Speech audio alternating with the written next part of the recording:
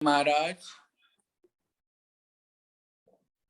शुक्राना गुरु जी महाराज का zoom platform की तरफ से समस्त गुरु परिवार का अभिनंदन।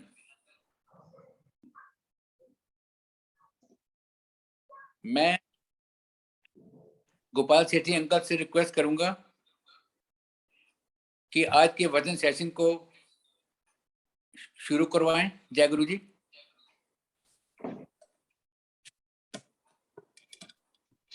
जय गुरु जी। गुरु जी के चरणों में मेरा सादर प्रणाम, कोटि कोटि प्रणाम। गुरु जी की प्यारी संगत को प्यार भरा नमस्ते। हम एक बार फिर आज जुड़ रहे हैं शुक्राना गुरु जी दा महाराज के प्लेटफॉर्म पर। गुरु जी के कहे हुए, गुरु जी के बताए हुए, गुरु जी से सुने हुए ऐसे अनमोल शब्द, ऐसे अनमोल वचन जो हमारी जीवन को संयमित, नियंत्रित और परिवर्तित करने की क्षमता रखते हैं। वो शिव पुराण में कही हुई बातें, गुरु ग्रंथ साहब में बताए हुए हमारा मार्गदर्शन, उन सब का सार गुरु जी के छोटे छोटे वचनों में जो बहुत प्यार से गुरु जी ने अपनी संगत के साथ बांटे, और गुरु जी की प्यारी संगत ने उनको बहुत ही संजोकर, संवार कर उसको सारी संगत के साथ शेयर किया है। उनका भी बहुत बहुत धन्यवाद है। और सुरेश अंकल हर सप्ताह इसका एक आयोजन करते हैं कि उन शब्दों को एक संगत कोई भी आकर के, गुरु जी की संगत, गुरु जी से जुड़ी हुई संगत, वो आकर के संगत के साथ अपने एहसास के साथ उन वचनों को बांटे। तो आज का जो सेशन है, जी गौरी त्यागी जी हैं। गौरी त्यागी जी आज का जो सेशन है उसको मैनेज करेंगी, उसको हमारे साथ शेयर करेंगी। गौरी त्यागी जी जो मैं जानता हूं, क्योंकि हम दोनों पड़ोसी रह चुके हैं इंडिया में, और मेरा ये भाग्य भी रहा है कि हम साथ साथ गुरुजी के मंदिर में कई बार गए, क्योंकि हम एक ही ब्लॉक में रहा करते थे, बसंत कुंज में। तो मैं ज्यादा समय ना लेता हुआ गौरी जी से निवेदन करता हूं कि वो जो गुरुजी के वचन हमारी संगत ने कंपाइल किए हैं उनको, या उनके अलावा, क्योंकि वो बहुत समय गुरुजी के साथ गौरी जी ने भी बिताया है और गुरुजी ने भी उनसे बहुत सी बातें कही हैं, उनको बहुत से मार्गदर्शन दिए हैं। तो मैं गौरी जी को बोलता हूं कि वो अपने आप को अनम्यूट करें और हमारे साथ आज का सेशन चलाएं। ओवर टू यू गौरी जी। जय गुरु जी, जय गुरु जी। गुरु जी महाराज का अनंतम शुक्राना। गुरु जी ने आशीर्वाद दिया है आज सेवा का, और इस लायक समझा कि मैं ये सेवा कर सकूं। सुरेश अंकल, आपका भी बहुत बहुत शुक्राना मल्टीलिंगुअल पेज का, जो आप ये इतनी बड़ी सेवा कर रहे हैं। गोपाल अंकल, आपने सही कहा कि हम नेबर्स रह चुके हैं। आप मुझे बहुत बड़ी रात को ड्रॉप करते थे कभी कभी। मुझे याद है अच्छे से, आंटी की भी मुझे याद है। हम आगे रहते थे, आप पीछे रहते थे। जी जी जी। आपको बहुत बहुत प्रणाम मेरा। और अब मैं ज्यादा टाइम नहीं लूंगी। मैं अपने वचन नहीं शेयर कर रही जो गुरुजी ने मुझे कहा था।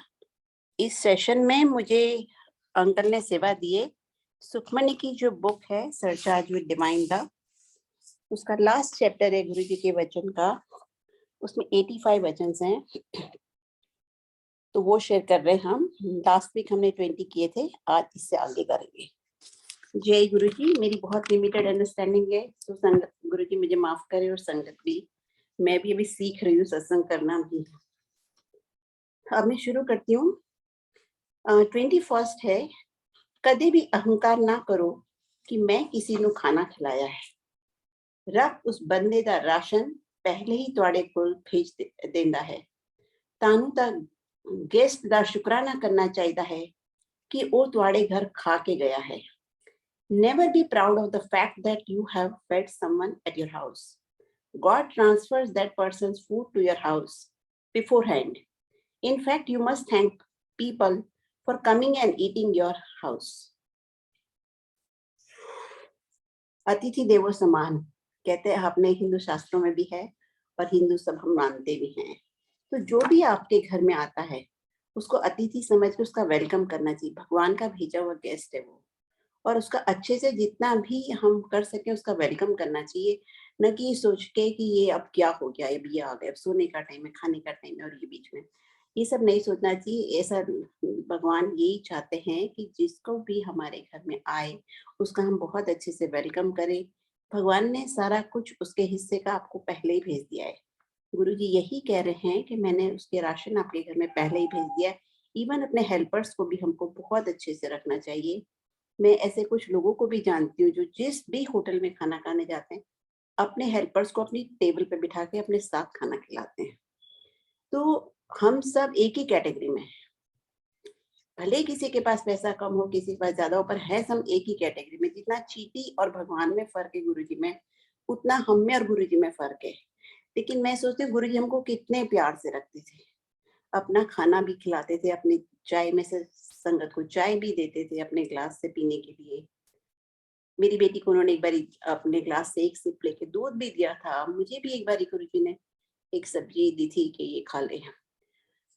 तो गुरुजी राशन ऐसे ही हमको सबको इक्वल लेवल पर ट्रीट करना चाहिए और गेस्ट समझ के उनको बहुत अच्छे से ट्रीट करके उनको अच्छे से खुश करके भेजना चाहिए। सबका हिस्से का भगवान उस घर में पहले ही सब कुछ पहुंचा देते हैं। किसी को भी बिना मन के ये नहीं सोचना चाहिए कि क्या इल फीलिंग नहीं आनी चाहिए किसी भी गेस्ट के आने से हमारे घर में। हमें उनका बहुत अच्छे से वेलकम करना चाहिए। मैं एक किसी को जानती हूँ, उसका ना हमेशा सामान खुला पड़ा रहता था, उनके वेरिएबल्स। तो मैंने एक दिन उनको कहा कि सारा सामान खुला पड़ा रहता है तुम्हारा और तुम्हारे घर में इतने लोग आते जाते हैं। शी सेड कि क्या समझते हो आप कि हमारे घर में चोर आते हैं? हमारे घर में भगवान के गेस्ट आते हैं। तो अब जो भी हमारे घर में आता है, हमें गुरुजी मिल गए, हम इतने सत्संग सुनते हैं, इतनी अंडरस्टैंडिंग हमारे में होनी चाहिए कि जो भी हमारे घर में आता है वो भगवान का गेस्ट है, भगवान का भेजा हुआ संगति है एक तरह से। तो हमको बहुत अच्छे से उसको ट्रीट करना चाहिए, बहुत अच्छे से। ये गुरुजी हमको सिखा रहे हैं। मेरे को नेक्स्ट है, मेरे को आके मंगिया ना करो, मैनू सब पता है किसी नु कद की देंदा है। मांग के नास्तिक ना बनो, की पता मैनू कोई बड़ी चीज देनी होवे ते तुसी छोटी मांग के बैठ जाओ। When you come to me, don't ask for anything. I know what to give to whom and at what time. By asking you, become non-believer. You don't know. Maybe I wish to give you something big and you ask for something much smaller. जय गुरु जी। इस वचन का explanation यही है कि भगवान को सब कुछ पता है, वो अंतर्यामी, उनको सब कुछ पता है। इवन थॉट्स भी अगर भगवान को पता होते हैं तो भगवान को ये भी पता है कि हमको क्या चाहिए, और वो सही टाइम पे गुरुजी सब चीजें सबको दे देते हैं। गुरुजी कभी किसी से कुछ लेते नहीं थे, सब देते ही थे। और हमारा this world is based on theory of Karma, तो कभी कभी हमारे कर्मों की वजह से हमें टाइम लग जाता है जो चीज हमें चाहिए। बट अगर हमको कोई पर्टिकुलर चीज चाहिए, हम पे उस पर स्टक नहीं होना चाहिए कि नहीं गुरुजी कर दो, नहीं गुरुजी कर दो, नहीं गुरुजी कर दो। क्या पता गुरुजी उससे बहुत अच्छा हमारा करने वाले हैं। हमारी सोच इतनी लिमिटेड है, हम अपनी नीड्स के ऊपर सोच ही नहीं सकते कि हमको क्या और अच्छा हो सकता है हमारा। मैं उसका बेस्ट एग्जांपल हूँ। जब मैं अपनी बेटी को ठीक करवाने गई थी, उसको व्हाइट पैचेस थे, गुरुजी ने ठीक नहीं किए। 2 साल बाद मैं गुरुजी के पास गई, मैंने कहा गुरुजी ये ठीक नहीं हुआ। गुरुजी ने कहा मैंने कोई दुकान खोली है, और फिर वो नहीं ठीक हुआ। मैंने बीच में कभी गुरुजी को नहीं कहा कि ठीक कर दो, मेरी बेटी ने कभी नहीं कहा गुरुजी ठीक कर दो। 2009 में 2007 में गुरुजी चले गए। 2009 में वो अपने आप ठीक होना शुरू हो गया और 2010 एंड तक 90% वो ठीक हो गई। और देखिए संगत जी, 2006 में टेस्ट था या क्या, आई डोंट नो, बट गुरुजी ने मुझे जेएमडी बिल्डिंग में जो डॉक्टर बख्शी बैठते हैं वहां पे भेजा था और उन्होंने जो मेडिसिन दी थी, गुरुजी ने मुझे कहा था वहां जाकर, पूरी बॉडी में फ्लेयर अप हो गया था। मैं खुद उसको देख के डर गई थी। ये 2007 मार्च की बात है और मैं इतना डर गई कि इसकी तो शादी होने वाली है। लेकिन मेरी बेटी ने कभी गुरुजी को कुछ नहीं कहा, एक बार भी नहीं कहा। मैंने भी गुरुजी को नहीं कहा गुरुजी ये क्या किया आपने, तो बढ़ गया। ये गुरुजी का ग्रेस था मुझ पे जो मैंने कभी बोला नहीं। तो मैंने सिर्फ एक बार गुरुजी को कहा, गुरुजी ये तो बढ़ गया। गुरुजी ने कहा कोई बात नहीं, और मैंने भी फिर आगे कुछ नहीं कहा गुरुजी से। 2009 में विदाउट मेडिसिन, विदाउट एनीथिंग अपने आप ठीक हो गया, जबकि उसकी बॉडी में 90% फ्लेयर अप हो गया था 2006 में। तो गुरुजी जो भी करते हैं अच्छा करते हैं। आपका टेस्ट है, फेथ का टेस्ट है या जो भी है, मुझे नहीं पता, ये आपके कर्म आड़े आ रहे हैं। ये गुरुजी को सब कुछ पता है कि किसका काम कब करना, कब सही टाइम है। तो इसलिए गुरुजी से कभी मांगना नहीं चाहिए। मांगने का मतलब हमको गुरुजी पे फेथ नहीं है और हम सोचते हैं कि गुरुजी कहते हैं ना, मांग के नास्तिक ना बनो। मतलब आप मानते नहीं हो भगवान को, आपको ही पता है भगवान सब कुछ कर सकते हैं। अगर आप मांग रहे हो बार बार बार बार, इसका मतलब आपके फेथ में कमी है। गुरु में कभी नहीं कमी होती, गुरु तो कंप्लीट होता है, उसको हर चीज किस टाइम पे किसको क्या चाहिए सब कुछ पता है। और मैं ये भी कहूंगी कि अगर मैंने एक सत्संग सुना था कि एक लेडी आई थी और उसने कहा गुरुजी मेरी बेटी का बेबी नहीं है, तो गुरुजी हमेशा उसको कहते थे रुक रुक रुक। एक दिन उसने पता नहीं गुरुजी को क्या कह दिया, गुरुजी ने कहा जा दिया। वो हमेशा जिद करती थी, वो देखती थी कि जितने भी उसके बाद आए सबके बच्चों के, लेडीज के बच्चे हो गए, ग्रैंड चिल्ड्रन हो गए, उसने पता नहीं गुरुजी को क्या कह दिया, गुरुजी ने कहा जा दिया। और 9 मंथ्स के बाद उसका बेबी हुआ और उसकी बेटी की डेथ हो गई। तो इसलिए गुरुजी से जिद करके कभी कोई चीज नहीं मांगनी चाहिए। जो नहीं मिल रही सोचो उसके आगे बहुत अच्छा होने वाला है। गुरुजी सही टाइम पे आपको वो भी दे देंगे जो नहीं मिला आपको अभी तक, और उससे भी बहुत अच्छी अच्छी चीज दे देंगे। अगर मेरी बेटी के लिए मैंने ऐसी जिद की होती, गुरुजी ठीक करो, जल्दी ठीक करो, आपने सबका ठीक किया, मेरा क्यों नहीं किया, तो शायद गुरुजी ठीक कर देते। लेकिन आज हम गुरुजी से कनेक्टेड नहीं होते, हम कई जन्म गंवा चुके होते और ढूंढते फिर कभी कोई प्रॉब्लम आती कि गुरुजी कहाँ है जिसने हमारी बेटी को ठीक किया था। तो जो काम आपका नहीं हुआ, आप गुरुजी पे फेथ रखो कि आगे बहुत कुछ अच्छा होने वाला है। जय गुरुजी। 23rd है, रोज एक चैप्टर शिव पुराण का पढ़िया करो। ये मैंने कलयुग दा उपाय ਤੁਹਾਨੂੰ ਦਿੱਤਾ है। शिव पुराण 3 ਵਾਰੀ पढ़न नाल ਤੁਹਾਨੂੰ समझ नहीं आएगी। ਜਦੋਂ चौथी वारी पढ़ोगे ਤਾਂ जाके ਤੁਹਾਨੂੰ ਉਸ ਦਾ मजा आएगा। Read 1 chapter of Shiv Puran daily. This is a way to sail through the Kali period. You will not understand it the first 3 times that you read, but the 4th time you will enjoy it.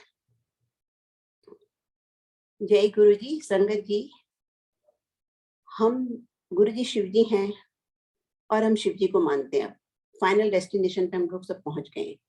जो किशन भगवान को मानते हैं वो किशन भगवान की पूजा करे, जो राम जी को मानते हैं वो रामायण पढ़े मैंने, और जो हम फाइनल डेस्टिनेशन पे आ गए और हमारे गुरु शिव जी हैं, तो हमें शिव पुराण पढ़नी चाहिए। एक दिन मैं जब गुरु जी के पास बैठी हुई थी, मुझे अंकल ने बोला था कि कहीं पे गीता का चैप्टर प्रिपेयर करके मुझे वहां बोलना था। तो मैंने कहा नहीं, मैं नहीं गीता पढ़ने वाली, मैं गुरु जी से पूछूंगी। तो अंकल मतलब कहने लगे कि एक गीता पढ़ने के लिए तुम गुरु जी से पूछोगी, गुरु जी क्यों मना करेंगे गीता पढ़ने के लिए। मैंने कहा नहीं, मैं गुरु जी से पूछूंगी तभी वो चैप्टर तैयार करूंगी। और नेक्स्ट ट्रिप में जब मैं गुरु जी के पास गई तो मैंने गुरु जी से कहा गुरु जी मैं गीता पढ़ूं, तो उन्होंने कहा नहीं। मैंने कहा गुरु जी मैं रामायण पढ़ूं, तो उन्होंने कहा नहीं। फिर उन्होंने कहा तू दोनों कुड़ियां दा ब्याह कर ले, फिर शिव जी ने मत्था मारती रहना। और उन्होंने मुझे कहा कि शिव पुराण पढ़िया कर। गुरु जी की हर बात हुक्म होता था, आप किस लेवल पे आपको इतनी जल्दी नहीं समझ में आएगी कोई बात। तब मैंने समझी नहीं कि क्यों गुरुजी ने मना किया, लेकिन बाद में मुझे समझ में आ गया कि जब आप शिव को मानते हो, किसी एक को मानो, गुरुजी कहते थे। और अब जब हम फाइनल डेस्टिनेशन पे पहुंच गए तो हमें पीछे देखने की जरूरत नहीं है। हम इतने सालों पूरी लाइफ यही सब करते हैं, एक दिन शिव जी की पूजा की, एक दिन देवी माँ की, एक दिन कृष्ण भगवान की। अब हमको सिर्फ जब गुरु मिल जाता है, गुरु की पूजा करनी होती है। और इसीलिए शिव पुराण में पूरा वेदों का सार है, पूरा हमको शिव पुराण से हर ब्लेसिंग्स मिल जाती है गुरुजी। और गुरुजी यही कहते थे कि कलयुग में शिव पुराण ही कलयुग में पढ़नी चाहिए, और उससे वही हमारी मेडिसिन भी है। एक बारी मैं गुरुजी के पास जाने से पहले संगत जी, मैं दुर्गा स्तुति पढ़ती थी। मेरी शादी से लेके मैंने 79 से लेके 2001 तक डेली शिव दुर्गा स्तुति पढ़ती थी। लेकिन जब मुझे किसी ने दुर्गा स्तुति दी थी फर्स्ट टाइम, वो संस्कृत में दी थी, तो मुझे वो समझ नहीं आती थी। 15-20 साल पढ़ने के बाद एक दिन जहाँ हम रहते हैं वहां पे एक स्वामी आए, तो मैंने स्वामी से कहा, स्वामी जी मैं दुर्गा स्तुति पढ़ती हूँ ना, लेकिन मुझे फर्स्ट लाइन का फर्स्ट वर्ड भी समझ नहीं आता, वो संस्कृत में है। तो देखिए स्वामी जी ने मुझे क्या कहा। स्वामी जी ने मुझे कहा, आप जो करते हो वो करते रहो। जैसे कैंसर की मेडिसिन डॉक्टर देता है तो मेडिसिन वर्क्स किसी भी बीमारी की, सेम वे पूजा वर्क्स, स्टेप कुछ भी करते रहो। तो वो सब करके हम फाइनल स्टेज पे आए।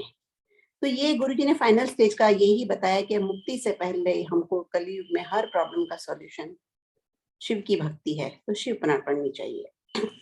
और शिव पुराण भी इतनी आसान नहीं है समझनी। तो गुरुजी कहते थे कि 3 बारी पढ़ोगे तो आपको समझ नहीं आएगी, जब चौथी बारी पढ़ोगे तो आपको थोड़ी थोड़ी समझ आनी शुरू होती है, and then you enjoy reading that book. But वो मेडिसिन की तरह आप पढ़ते रहो, चाहे समझ आए या ना आए। जय गुरु जी। 24 गुप्त दान और गुप्त पाठ 10 साल ਕਰਨ ਨਾਲ ਤੁਸੀਂ ਗਰਭ ਜੂਨ ਵਿੱਚ ਨਹੀਂ ਆਓਗੇ। When you pray and do charity in a way that no one ever finds out for a period of 10 years, you will be freed from the cycle of birth and death. गुरुजी हमेशा कहते थे गुप्त दान किया करो और गुप्त पाठ किया करो। गुप्त दान का गुरुजी का मतलब गुरुजी ये समझाते थे कि अगर आप लेफ्ट हैंड से दान करते हो तो राइट हैंड से भी नहीं पता चलना चाहिए, और किसी को भी आपके अलावा नहीं पता चलनी, आपको और आपके भगवान को तो पता ही है, क्योंकि जो भी आप सोचते हो यूनिवर्स में थॉट्स भी सारे रजिस्टर हो जाते हैं। तो आप भगवान को पता है आप जो कर रहे हो, पॉजिटिव नेगेटिव सब पता है। तो ऐसे दान भी जो भी करते हो आप सोचते हो कोई नहीं देख रहा, पर भगवान तो देख ही रहा है, उनके रजिस्टर में तो आपका एक पॉजिटिव कर्म है ही ऐड हो गया। लेकिन जब हम सबको बता देते हैं, 3 बारी कहते हैं बताने से उसका इफेक्ट खत्म हो जाता है। कभी भी किसी को नहीं बताना चाहिए। इवन लेडीज के पास भी अपने पैसे तो होते ही हैं, सब कुछ होता है अपना, ऐसा नहीं है कि लेडीज के पास कुछ नहीं होता, कि हर चीज आपको सब पूछ के करनी। दान कभी किसी को बता के नहीं करना चाहिए संगत जी। और ये देखिए मैं एक बता रही हूँ, एक मेरी जब बेटी का सेपरेशन हुआ था तब एक मैं अहमदाबाद गई थी, और एक मेरी सिस्टर मुझे किसी ज्योतिष के पास लेके गई थी। तो वो मुझे बता रही थी कि उसकी जो डीन थी वो भी गई थी, उसने उसको बताया था कि यहाँ पे एक एस्ट्रोलॉजर है, वो बिल्कुल सही बताते हैं। तो उन्होंने मुझे बताया कि जैसे ही वो एस्ट्रोलॉजर ने मेरी डीन को देखा, उसने कहा आप जो प्रेयर करती हैं ना वो आपके हस्बैंड को भी नहीं पता है। तो देखिए आज भी दुनिया में लोग ऐसे हैं कि पाठ करते हैं लेकिन किसी को भी नहीं पता होता, उसके हस्बैंड को भी नहीं पता था कि वो पाठ करती थी। तो गुप्त पाठ वही गुप्त पाठ है। गुप्त पाठ में आजकल जो हम मंत्र जाप करते हैं वो गुप्त मंत्र जाप भी होना चाहिए। जो बोलते हैं ना उससे ज्यादा पावरफुल वो मंत्र जाप होता है जो आपके लिप्स सिर्फ मूव करते हैं। लेफ्ट जो person sitting left to you और राइट, उसको समझ नहीं आती कि आप क्या बोल रहे हो, वो एक दूसरी तरीके का होता है। थर्ड होता है जो मेंटल जाप करते हो, आपके लिप्स भी मूव नहीं करते और आपकी एक्सप्रेशन भी किसी को नहीं पता चलना चाहिए कि आप पाठ कर रहे हो। वो बेस्ट पार्ट होता है और बहुत पावरफुल पार्ट होता है। संगत जी गुप्त पाठ का मतलब यही है। गुप्त दान और गुप्त पाठ गुरु जी कहते हैं 10 साल अगर आप कर लोगे बिना किसी को बताए, कहीं धर्मशाला में कहीं जहां भी आप दान करते हो वहां पे 4 लोगों को भी क्या एक को भी नहीं पता चलना चाहिए, तो फिर आपका मोक्ष मिल जाता है। गर्भ जोनि बीच नहीं आना पड़ेगा, इसका मतलब आपको मोक्ष मिल गया। तो ये भी कलयुग में गुरु जी ने एक उपाय बताया,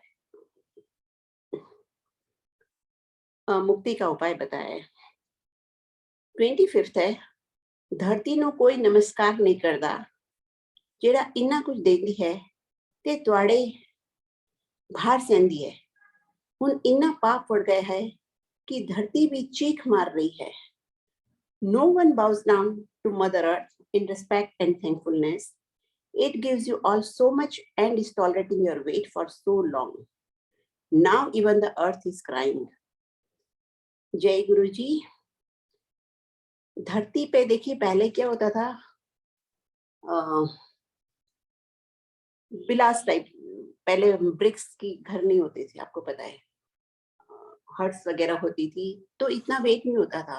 अब तो सीमेंट एंड ब्रिक्स के जो घर बनते हैं, plus multi storey high rise buildings बनती, कितना वेट हम धरती पर डाल रहे हैं, हम सोचते ही नहीं।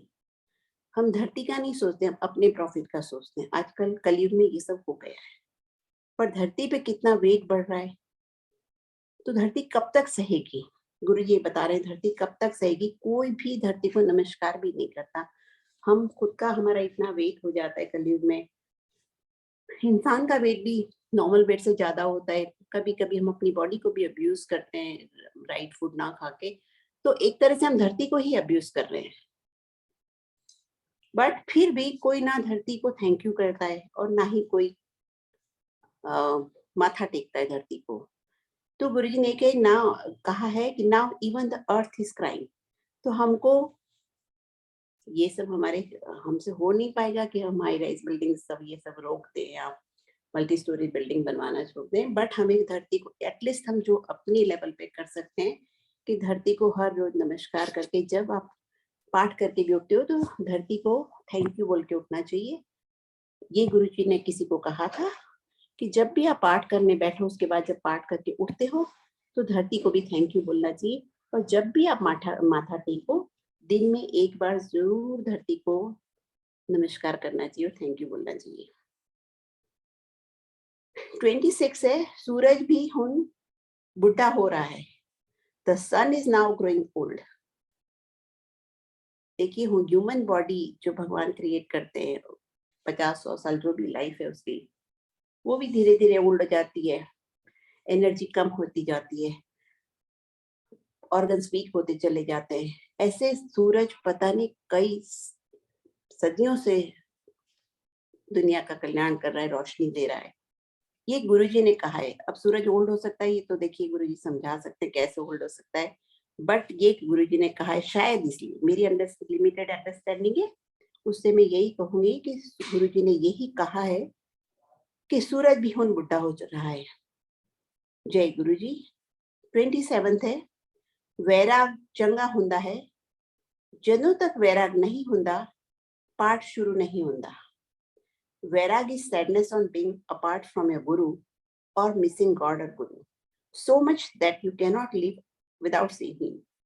Until you experience vairag, you cannot start your spiritual journey. ये गुरुजी ने हमें बताया है कि स्पिरिचुअल जर्नी, स्पिरिचुअल प्रोग्रेस के लिए हमारे अंदर वैराग होना बहुत जरूरी है। लेकिन वैराग आने की भी एक स्टेज होती है। अर्ली स्टेज में वो नहीं हो पाता है। जब हम जुड़ते हैं तो हमको, इंसान है, हर बार कोई ना कोई तो ऐसा रीजन होता है जो हमें कुछ चाहिए होता है, गुरु से हम तब जुड़ते हैं। लेकिन धीरे धीरे गुरु जी की जब कृपा आती है, ये तभी पॉसिबल है वैराग आना। मेनली जब दुख आता है आपकी लाइफ में, वो हमें दुख लगता है, हमें दुख लगता है तभी हम ज्यादा हाई इंटेंसिटी से प्रे करते हैं। जब तक हमारे अंदर कुछ, हमारी लाइफ इजी गोइंग है, हमारे पास सब कुछ है, हमारा पूजा पाठ में इतना ध्यान लगता ही नहीं। आप जितना मर्जी कोशिश कर लो, लेकिन इंटेंसिटी तभी बढ़ती है जब आप बहुत दुख में होते हो। तब आप चीखे मार मार के भगवान को याद करते हो, और वो जब आप गुरुजी सॉल्व कर देते तो आपका इंटरेस्ट गुरुजी में ज्यादा बढ़ जाता है, गुरुजी से प्यार हो जाता है, गुरुजी की भक्ति ज्यादा करने लगते हो और वहां से फिर आपका पाठ शुरू हो जाएगा, गुरुजी से कनेक्शन स्ट्रांग हो जाएगा और वो स्पिरिट जितने भी आपकी नेगेटिविटी है वो कम हो जाएगी। तो वो बहुत जरूरी है और ये गुरु कृपा से ही होगा, लेकिन इसकी स्टेजेस भी होती है और टाइम भी होता है, सबका एक टाइम होता है। तो कोई आगे पीछे, सब लोग आगे पीछे स्पिरिचुअल जर्नी में, यही गुरुजी बता रहे हैं। नंबर 28, किसी सोंदे हुए नु जगाया ना करो, जगाना नहीं चाहता। Never wake up a person who is sleeping, ये गुरुजी ने बताया है।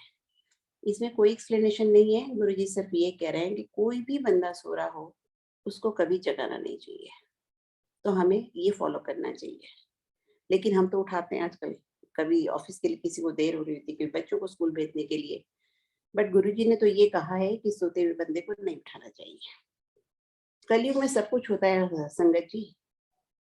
29, सब रोगों का इलाज है, meaning walking is a cure to most of the ailments. जय गुरु जी। ये भी गुरु जी एक सॉल्यूशन बता रहे हैं हमारी सारी फिजिकल प्रॉब्लम्स का। एक एज के बाद बॉडी भी में एनर्जी कम होने लगती है, लेकिन हम एक्सरसाइज करते रहे, वॉक करते रहे, जो हर एज पे पॉसिबल है। आप करते रहोगे तो हर एज में आप कर पाओगे। 90 तक भी लोग वॉक कर लेते हैं, लेकिन आप करोगे ही नहीं तो फिर वो नहीं हो पाती, बॉडी में इतनी एनर्जी नहीं रहती, बॉडी वगैरह होने लगता है। तो ये सब बातों का सॉल्यूशन है, आपको हर इंसान को वॉक करनी चाहिए। गुरु जी यही कह रहे थे, मैंने 1 घंटा नहीं कर तो आधा घंटा जरूर करनी चाहिए। गुरु जी ने मुझे एक दिन कहा था कि वॉक किया कर, वॉक किया कर। गुरु जी ने मुझे ये कहा था आई थिंक 2004 या 5 में, बट जाते जाते 2007 में गुरु जी ने मुझे एक दिन कहा वॉक किया कर आधा घंटे के लिए। तो देखिए संगत जी, ये भी गुरु जी का हुक्म है कि एक वॉक करने से सारी बीमारियां ठीक हो जाती हैं, सब रोगों का इलाज है, तो हम सबको वॉक करनी चाहिए। ये वचन है जो है वो हुक्म है गुरु जी के, हमको फॉलो करने चाहिए 100%। नंबर 30, घर विच एक वले जोत जरूर जलानी चाहिए। Jyot is a smaller container filled and with clarified butter with a wick burning. This must be lit at least once in a day. ये भी गुरु जी ने हमको बताया है कि हमको हमेशा दिन में एक बार जोत जलानी चाहिए मिनिमम। कुछ लोग अखंड दिया भी जलाते हैं जो 24 आवर्स चलता है, कुछ लोग सुबह भी और शाम को भी जलाते हैं नहा के पूजा करने के टाइम पे। बट अगर कलयुग में लाइफ इतनी फास्ट है, अगर आप नहीं कर सको तो जो भी गुरु जी से जुड़ गए उनके लिए गुरु जी ने कहा है कि दिन में एक बार जोत जरूर जलानी चाहिए। गुरु जी बहुत प्रैक्टिकल है, जैसे हमारे गुरु सब मंदिर सुबह खोलते हैं, हमारे गुरु जी शाम को सत्संग खोलते थे कि सब कामों से फ्री होके आप मेरे पास आओ ताकि आपका पूरा ध्यान गुरु जी में रहे। वैसे ही गुरु जी ने ये नहीं कहा कि सुबह शाम पूजा करो, ये करो वो करो, बट गुरु जी ने कहा है दिन में एक बार जोत जरूर जलानी चाहिए। क्योंकि गुरु जी लाइट है, लाइट से आए और लाइट में चले जाएंगे, तो लाइट एक तरह से भगवान का सिंबल होता है और जोत जरूर जलानी चाहिए, इसीलिए गुरु जी ने कहा है। 31, बलद दी जूनी दे बाद मनुख जन्म मिलता है। बलद हमेशा बुधवार ਨੂੰ बीमार ਹੁੰਦਾ है ते बुधवार ਨੂੰ ही मरता है।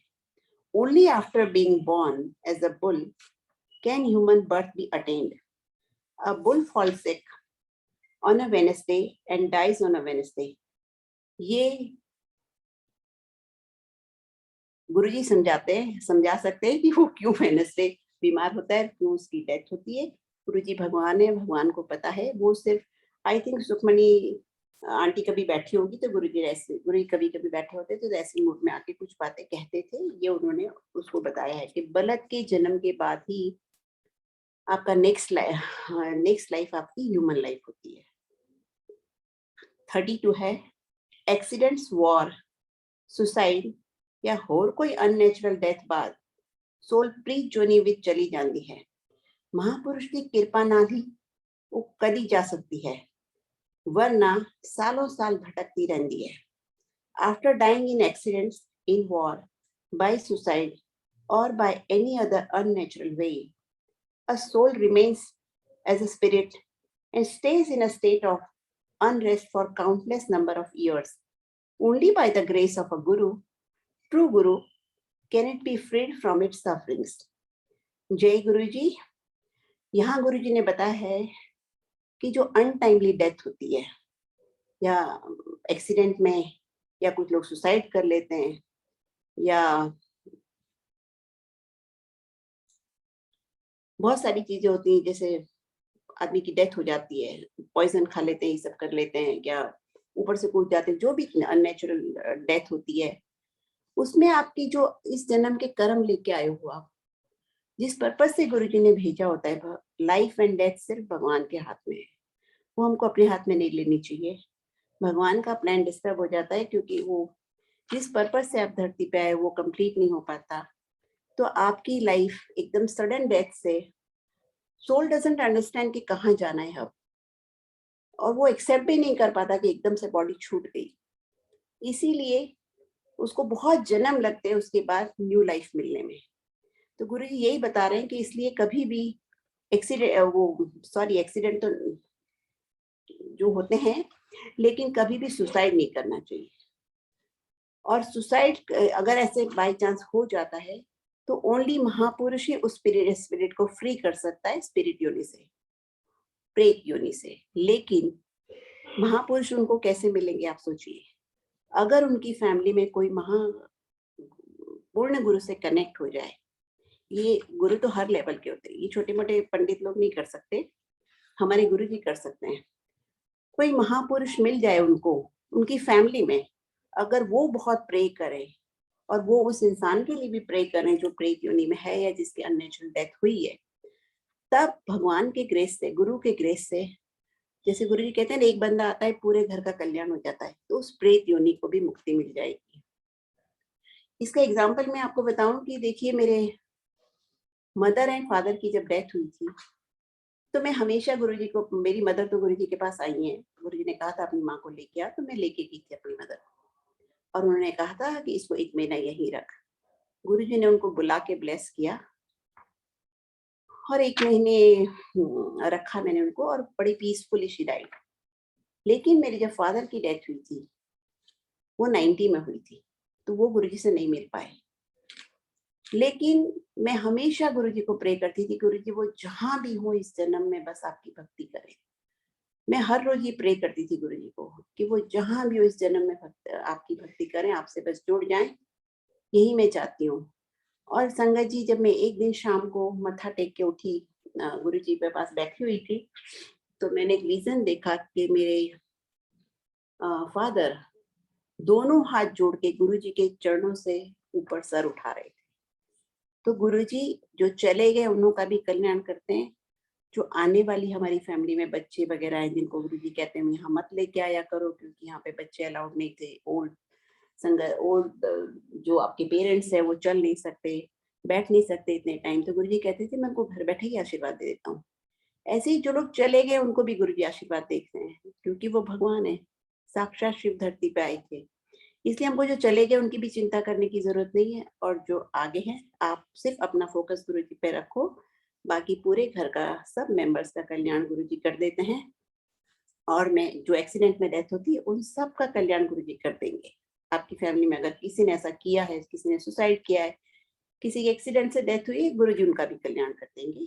तो आपको कोई टेंशन लेने की जरूरत नहीं। इसको पढ़ने के बाद सिर्फ आप गुरुजी में अपना ध्यान लगाओ, उनका भी कल्याण है। नंबर 33, माला कदे फेरनी नहीं चाहिए, खास करके इंडेक्स फिंगर नाल ते कदी भी नहीं फेरनी चाहिए। माला फेरन नाल अहंकार वधदा है ते इंडेक्स फिंगर ईगो दी फिंगर है। Never pray with prayer beads as it leads to increase of ego. The index finger is the finger of ego. Never use it. ये गुरुजी ने हुक्म दिया है हमको कि जब भी हम पूजा पाठ करें माला फेरें। वैसे तो फेरनी नहीं चाहिए, मैं भी गुरुजी के पास जाने से पहले हमेशा माला करती थी। वो ओम नमः शिवाय की माला करती थी, गायत्री की मंत्र की माला करती थी, लेकिन जब मुझे जिस दिन पता चला कि गुरुजी माला के लिए मना करते थे, विदाउट आस्किंग के भी क्यों मना करते थे, मैंने कभी पूछा नहीं, लेकिन मैंने माला करनी छोड़ दी। और जो करते हैं आज भी, क्योंकि सभी लोग ऐसा नहीं कि इमीडिएटली हुक्म फॉलो कर लेंगे, किसी को टाइम लगता है, कोई इमीडिएटली फॉलो कर लेता है। मैंने भी सब हुक्म उसी टाइम नहीं फॉलो किए।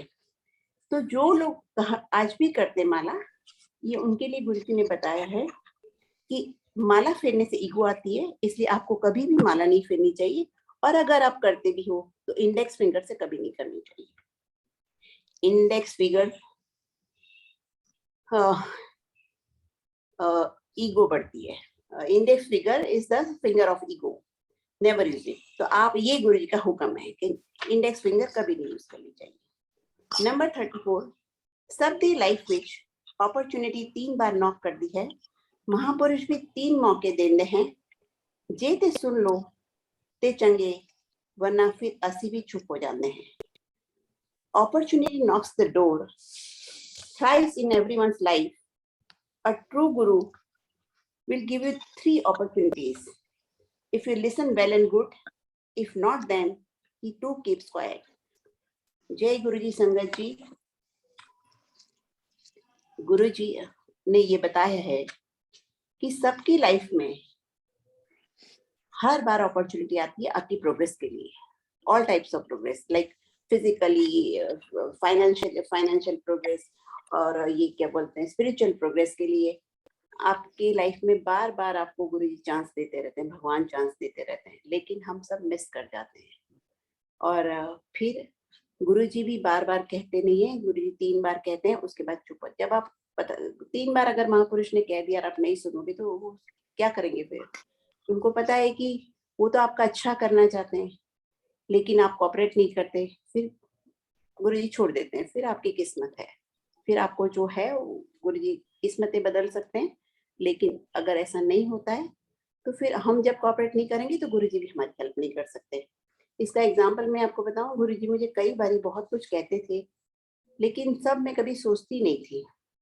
जैसे मेरी बेटी का सेपरेशन हुआ, गुरुजी ने मुझे गुरुजी किसी को 3 बार कहते थे, मुझे गुरुजी ने कम से कम 10 बारी कहा होगा, इसकी शादी कर जल्दी, इसकी शादी कर। जैसे हम एंटर होते थे गुरुजी कहते इसकी शादी कर जल्दी, इसकी शादी कर। हम सोचते थे हमारी बड़ी बेटी में क्या कमी है, तो बड़ी भी तो अच्छी है, तो पढ़ भी रही है अच्छा, तो हमने नहीं सोचा कभी।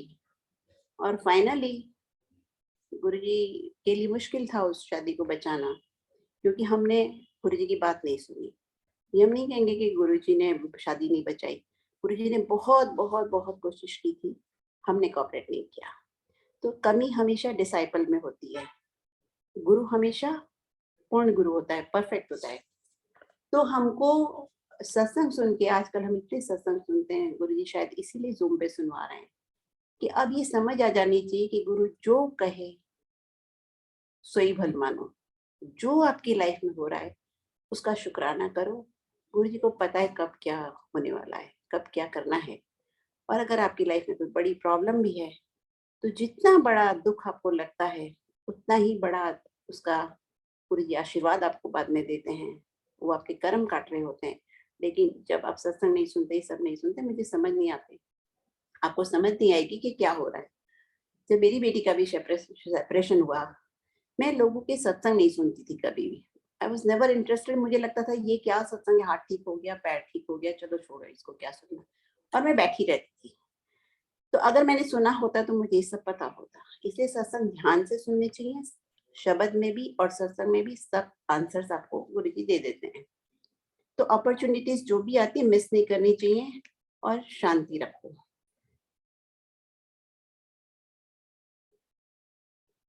नंबर 35, फंक्शंस गुरु नाल सेलिब्रेट करने चाहिए। हाँ, बाकी सारी पार्टियां ਤਾਂ ਇੱਥੇ ਹੀ ਰਹਿ ਜਾਣਗੀ। ਸਾਡੇ ਨਾਲ मनी पार्टियां मरण बाद भी नाल जावेगी। Celebrate your functions with Guru. All other parties will remain here, but the ones you have with your Guru will go with you even after your death. जय गुरु जी। देखिए, लाइफ में मैंने तो गुरुजी को देखा है। 6 साल में गुरुजी के पास गई हूँ। वो गोल्डन पीरियड था मेरी लाइफ का। इतना अच्छा टाइम होता था कि आप सोच भी नहीं सकते कितना। मैं तो सोच भी नहीं सकती थी कि गुरुजी ऐसे चले जाएंगे। इतना बड़ा शौक था उनका जाना हमारे लिए। और जो टाइम हमने उनके साथ बिताया, आज हम उसी को याद करके जीते हैं। हर टाइम मैं इमेजिन करती रहती हूँ कि सत्संग सुन के कि क्या होता था वहाँ पे। गुरुजी के जाने के बाद 1-2 साल तक तो मैं हर रोज याद करने की कोशिश करती थी कि क्या हुआ था वहाँ पे। हमने क्यों ये सब लिखा नहीं, क्यों हमने समझा नहीं। Because Guruji was so young, हमें लगा ही नहीं कि गुरुजी इस तरह से चले जाएँगे। और एक बारी जब बड़े मंदिर में मैंने गुरुजी का बर्थडे अटेंड किया था, तो मैं बहुत शाय नेचर की हूँ, मैं बहुत इंट्रोवर्ट हूँ। तो मैंने सोचा बहुत रश है यहाँ पे, आज के बाद मैं कभी नहीं आने वाली इस मंदिर में, मैं एम्पायर स्टेट जाया करूंगी। मुझे क्या यहाँ पे इतनी संगत आ रही थी, गुरुजी के भी दर्शन नहीं हो रहे थे, गर्मी लग रही थी बहुत।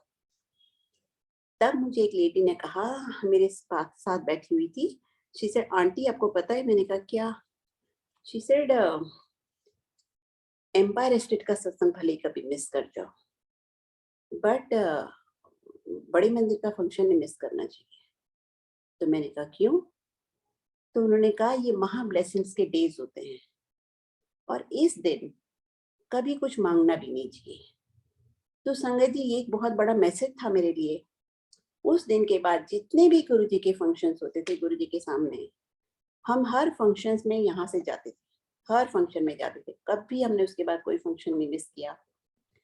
जब तक 2008 में हमने सत्संग शुरू नहीं किया, गुरुजी ने मुझे कहा था ना सत्संग कराया कर, तो जब तक वो शुरू नहीं तब तक हम हर फंक्शन में जाते थे। उसके बाद फंक्शन वहां पे होने लगे। तो गुरुजी ये भी कह रहे थे कि दिवाली, होली, जो जितने भी ये ऑस्पिशियस डेज होते हैं, दिवाली, होली, पूर्णिमा, हो सके तो पूर्णिमा भी, आपको हमेशा गुरुजी के मंदिर जाके या सत्संग में बैठ के या अपने घर में, जरूरी नहीं कि आप मंदिर जाओ ये सब करो, आपके अपने घर में भी, आजकल तो हर घर में एक छोटा गुरुजी का मंदिर बना हुआ है, आप वहीं बैठ के थोड़ी देर गुरुजी से कनेक्ट करो, वहीं बैठ के थोड़ी देर पाठ करो। अगर आप फैमिली में बच्चे छोटे हैं, नहीं जा सकते, कोई बात नहीं, बट फंक्शन गुरु नाल करने चाहिए। छोटा सा भोग लगाओ, छोटा सा अच्छा लंगर बनाओ गुरु जी के लिए, कोई भी फंक्शन के दिन। गुरु जी सब कुछ एक्सेप्ट करते हैं, गुरु जी को बहुत बड़े बड़े फंक्शन नहीं चाहिए, गुरु जी सब कुछ समझते हैं। तो गुरु जी यही बता रहे हैं कि फंक्शन, होली, दिवाली, बर्थडे गुरु जी का, गुरु पूर्णिमा, हर हो सके तो सारी पूर्णिमा गुरु जी के साथ करनी चाहिए।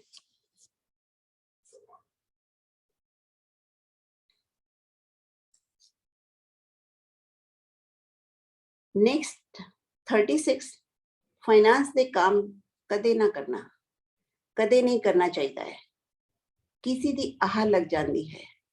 Never do work related to finance as you will invariably get cursed. देखिए संगत जी, यहाँ पे मैं एक संगत को जानती हूँ, उन्होंने काफी लोगों को पैसे दिए हुए थे इंटरेस्ट पे, और उनका बहुत बड़ा अमाउंट था। गुरुजी ने कहा किसी से पैसा वापस मत लेना, क्योंकि पैसा कौन लेता है आपसे? जिसको बहुत सख्त जरूरत होती है, जिसके पास होता नहीं है, वो आपसे इंटरेस्ट देके पैसा लेगा, और फिर उसको हर वक्त एक डर लगा रहता है कि वापस करना ही वापस करना। आप नहीं करोगे तो रोज आप उसको रिमाइंडर भेजोगे, उसको परेशान करोगे फोन कर करके, वो बहुत दुखी हो जाते हैं इंसान दिल से, जो वापस नहीं कर पाते हैं, तो उनकी हाई लग जाती है।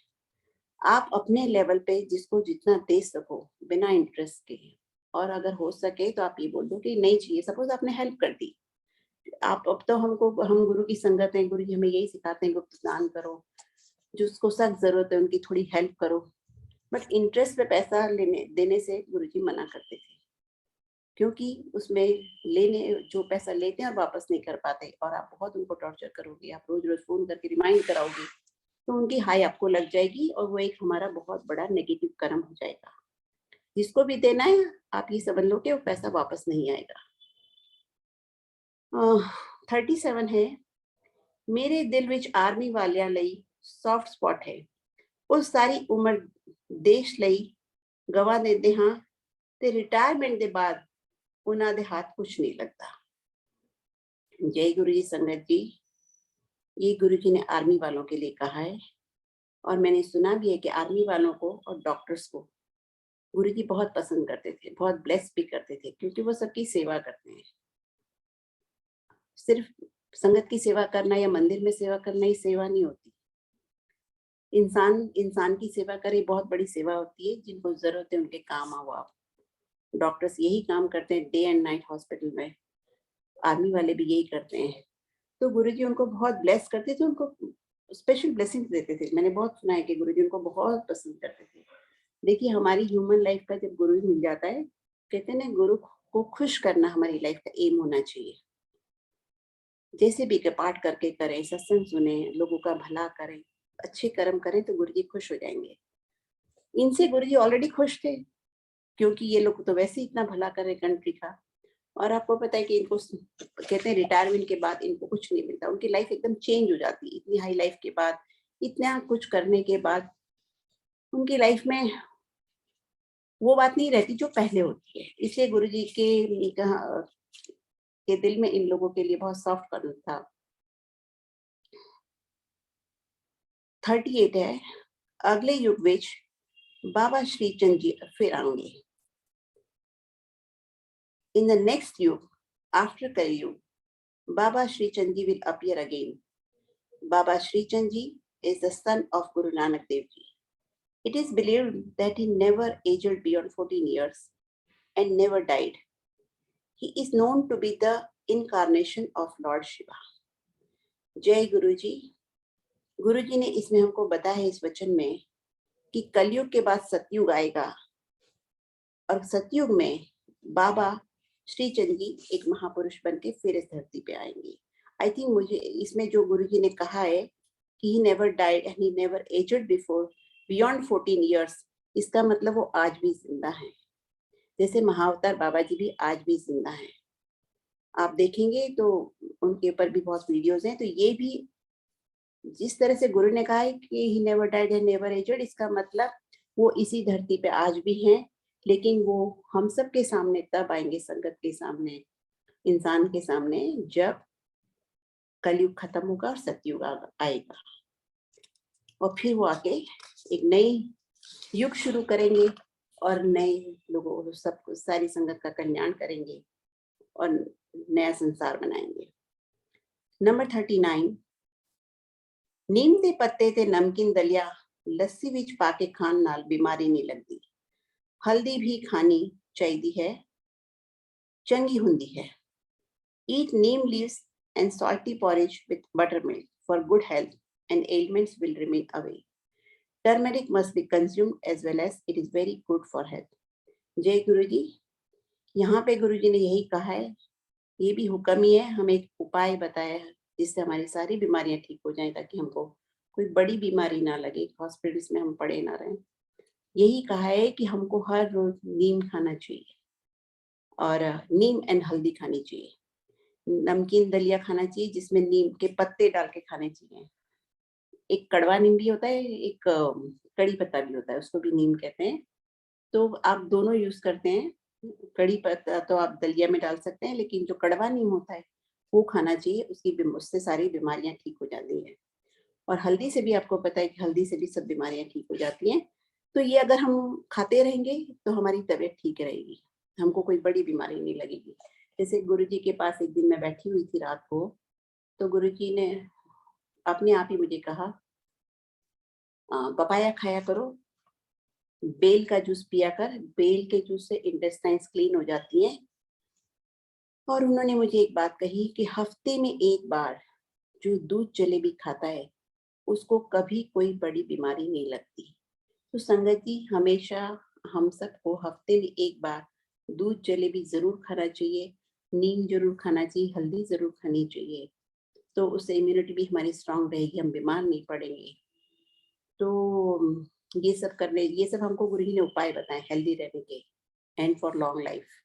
अगर हम इसी जन्म में अपना कल्याण चाहते हैं तो हम चाहते हैं कि हम हेल्दी लाइफ चाहिए और लंबी लाइफ हमारी हो, ताकि इसी जन्म में हम गुरु जी की भक्ति कर पाए।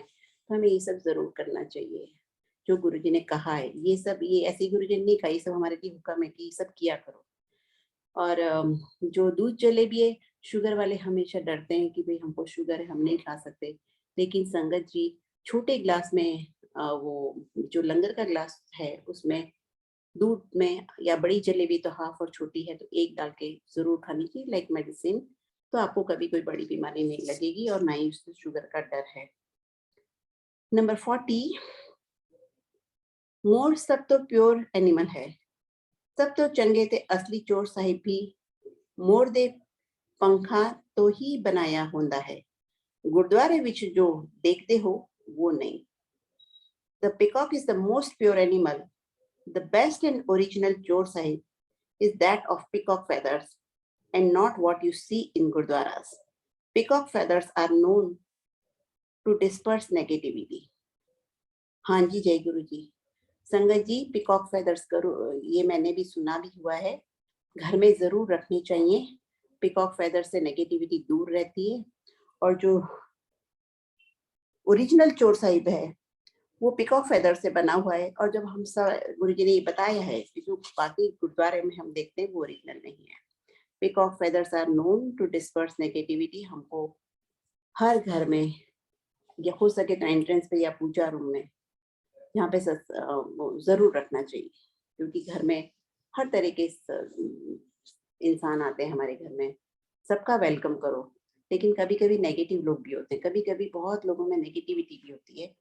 तो मोर पंख रखने से उनकी नेगेटिविटी दूर रहेगी आपसे, आपके घर से। वैसे भी एंट्रेंस पे दिया जला के भी रखना चाहिए, हो सके तो लाइट से भी, दिए से भी नेगेटिविटी बहुत दूर रहती है।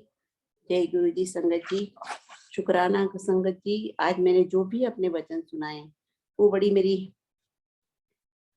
लिमिटेड अंडरस्टैंडिंग है, मुझे इतनी समझ आती नहीं है, बट गुरु जी ने सेवा दी, मैं कोशिश कर रही हूँ। और संगत जी गलती हो तो माफ करें, गुरु जी भी मुझे माफ करें। जय गुरु जी। संगत जी, शुक्राना।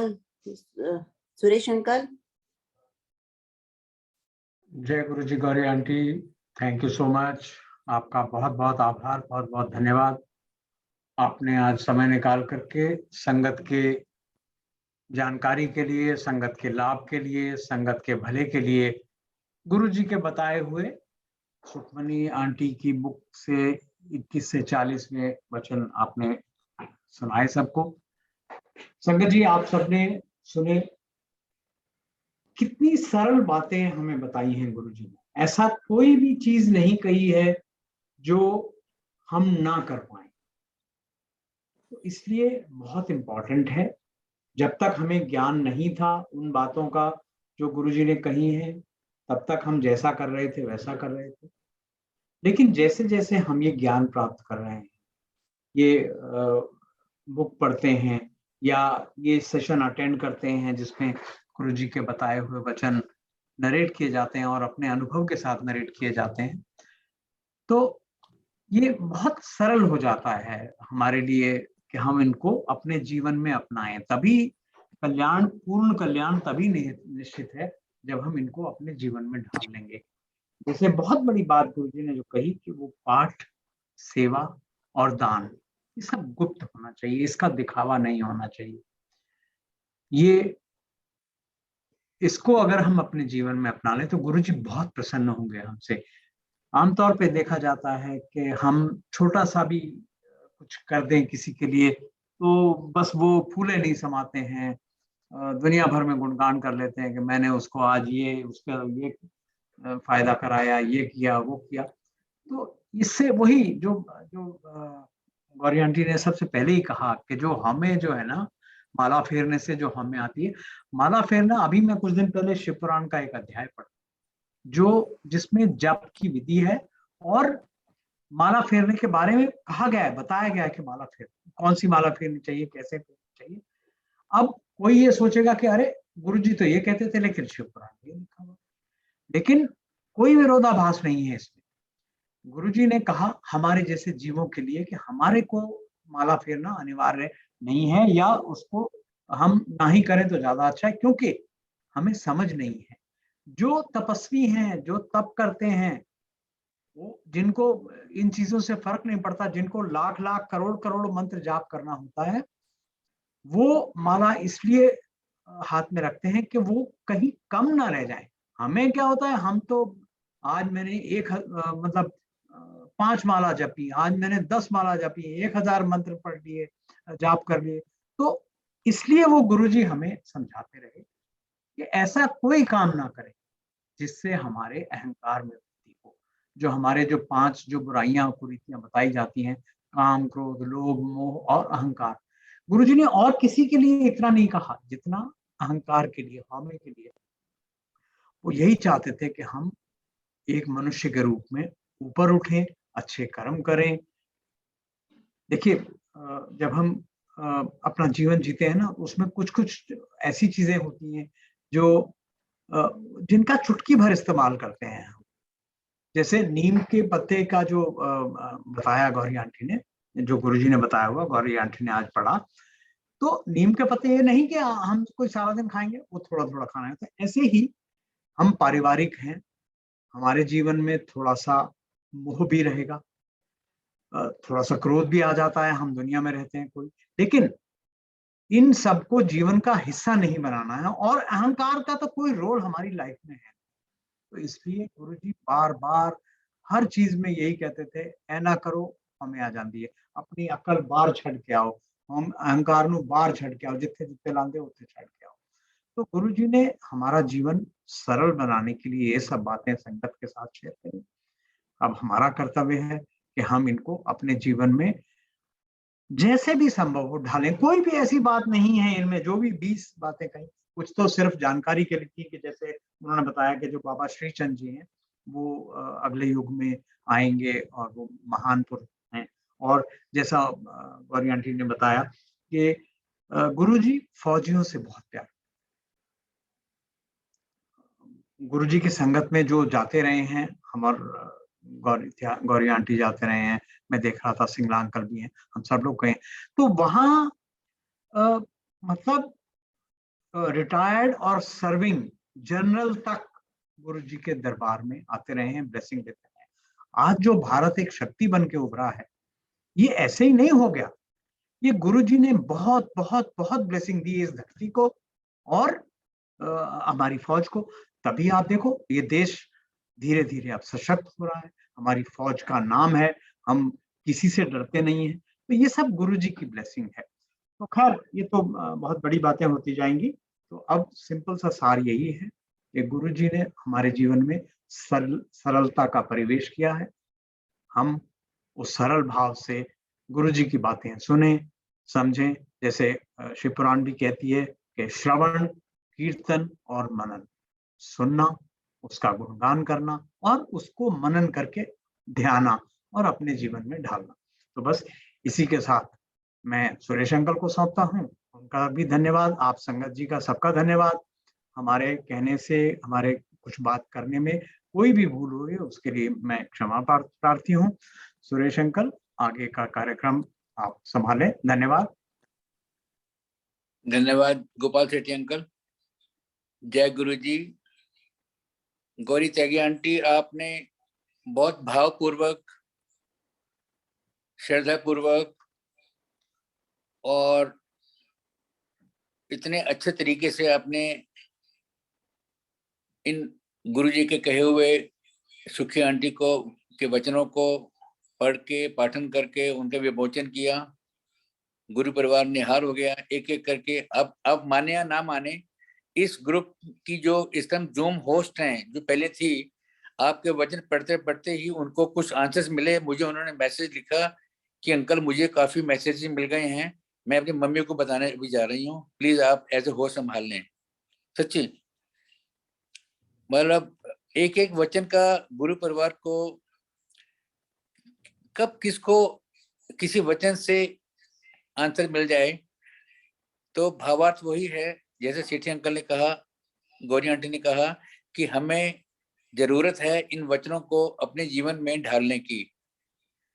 मनन करना चाहिए, कोशिश करनी चाहिए कि जैसे गुरुजी महाराज ने अपना वाक मुंह से निकाला था, उनको हम समझें और अपने जीवन में ढालने की कोशिश करें।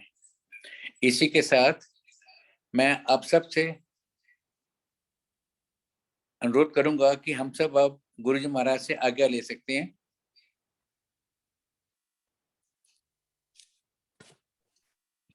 जय गुरु जी। अनंतम अनंतम शुक्राना। आज्ञा। जय गुरु जी, हाँ। शुक्राना। गुरु जी, शुक्राना गुरु जी, आज्ञा शुक्राना गुरु गुरु जी। जी, जय गुरु जी, शुक्राना गुरु जी, शुक्राना जय गुरु जी, शुक्राना गुरु जी, शुक्राना गुरु जी, अनंतम शुक्राना गुरु जी, शुक्राना गुरु अनंतम जी, शुक्राना, अनंतम शुक्राना गुरु जी, सबकी मनोकामनाएं पूरी करें, आज्ञा सबको अनंतम शुक्राना गुरु जी, शांति सबका दे, भला करो, सबके सबका दुख भला दर्द करो, मिटाए। सबका भला जय करो जय गुरु गुरु जी, वाह वाह गुरु जी। जय गुरु जी, जय गुरु शुक्राना जी, गुरु जी, शुक्राना गुरु अनंतम जी, शुक्राना, सर्वदा भला अनंतम करो गुरु जी। शुक्राना जय गुरु जी। सतगुरु जय गुरु जी। जय गुरु बड़ी जी। कृपा लो, कृपा वाले महाराज, सत्य कृपा बरसो गुरु जी।